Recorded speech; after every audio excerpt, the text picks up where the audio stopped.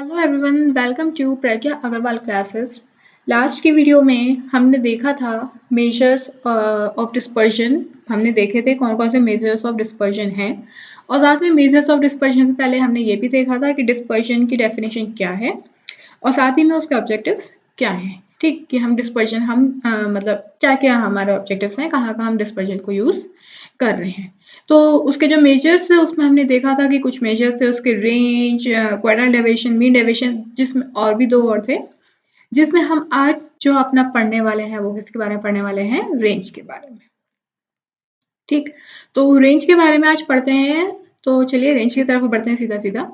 Range range आपको पता ही है ये किस में है? डिस्पर्जन में। याद रखना, अगर आपको कभी एग्जाम में पूछा जाए कि right a note on measures of dispersion, तो उसमें जो मेजर्स ऑफ डिस्पर्जन आएगा वो आएगा range. Mean, median, mode, quartile deviation, ये सारे के सारे किस में आते हैं? सेंट्रल टेंडेंसी में आते हैं।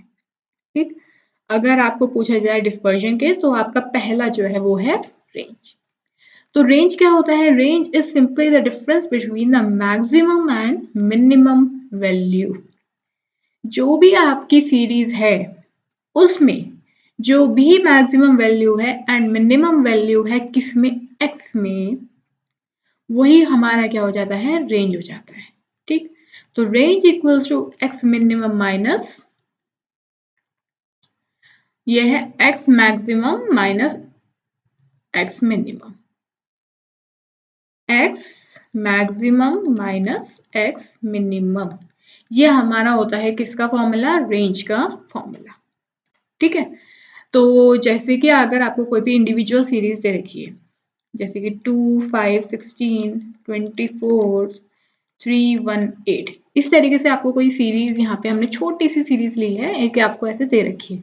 इसमें अगर आपको बोला जाए फाइंड रेंज, ठीक है, फाइंड रेंज, तो आप रेंज क्या करोगे? सीधा सीधा हमें पता है रेंज का formula x maximum minus x minimum.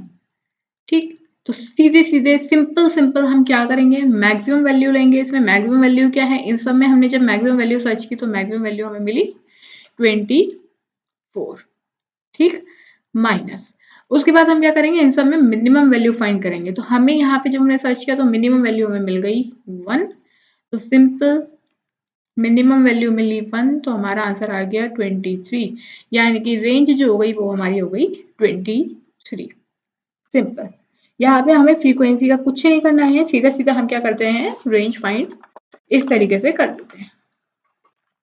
ठीक है, इसी तरह अगर आपको कुछ कंटिन्यूअस सीरीज दी है, यानी कि मान लो 2 से 4 दे रखी है, 4 से 6 दे रखी है, 6 to 8 है, 8 to 10 है, और इनके करस्पॉन्डिंग कुछ फ्रीक्वेंसी दे रखी है 2, 5, 8 और 2। ठीक, तो अब मैं आपसे कहूँ इसमें रेंज फाइंड करो।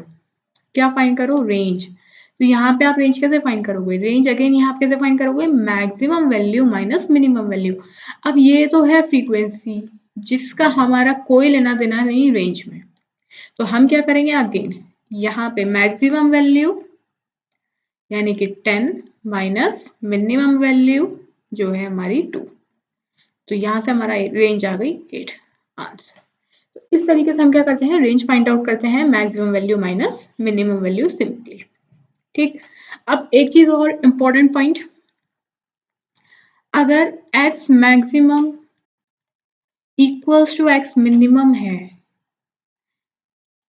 ना, तो हमारी रेंज क्या आएगी? x maximum equals to x minimum है, तो रेंज इस केस में क्या आएगी? 0 आएगी। कैसे? अगर आपको कोई सीरीज दे रखी है 0, 0, 0, 0, 0, मान लेते हैं ये सीरीज है, ठीक है, तो इसमें आपकी मैक्सिमम वैल्यू क्या है? 0, मिनिमम वैल्यू क्या है? 0, आंसर 0। अब सीरीज है 2, 2, 2, 3, नहीं 2, 2। अब यहाँ पे अगर आप देखो मैक्सिमम वैल्यू क्या है? 2, मिनिमम वैल्यू क्या है? 2, दोनों को माइनस करोगे आंसर क्या आएगा? 0। तो अगेन रेंज किस केस में 0 होगा? रेंज उस केस में 0 होगा जिस केस में हमारे मैक्सिमम वैल्यू और मिनिमम वैल्यू क्या होगी? दोनों की दोनों जो वैल्यू होंगी वो क्या रहेंगी? हमारी सेम होगी। जिस केस में दोनों वैल्यू हमारी सेम होंगी उस केस में रेंज क्या होगी? हमारी हमेशा 0। ठीक, तो इस तरीके से हम क्या करते हैं, अपना रेंज फाइंड करते हैं। कैसे फाइंड किया, समझ में आया? सिंपल, कुछ नहीं करना है हमें, सिंपली क्या करना होता है,